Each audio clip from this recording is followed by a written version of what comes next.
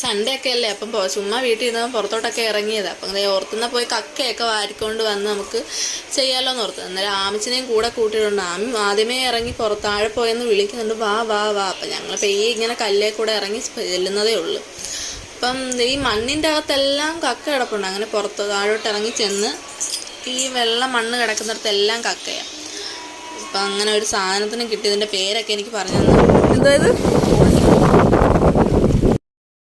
അതൊക്കെ അങ്ങനെ പൊട്ടിച്ച് കാണിച്ച് പേരൊക്കെ പറഞ്ഞു തന്നു. അപ്പം ഞാൻ കക്ക വാരാൻ വേണ്ടി ഇറങ്ങിയത്. അവർ രണ്ടുപേരും തകൃതിയായിട്ട് കക്ക വാരി നടക്കുന്നുണ്ട്.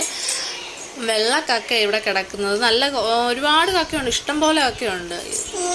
മണ്ണ് കാണും. പിന്നെ ഞങ്ങളങ്ങനെ കക്കയൊക്കെ വാരി കണ്ടോ, 2 പാത്രത്തിൽ 2 ചാക്കിലായിട്ട് നിറച്ച് അതെല്ലാം പെറുക്കി നടക്കും. ഞാൻ കുഴഞ്ഞു മാറി കുറച്ച് നേരം ഇരുന്ന്.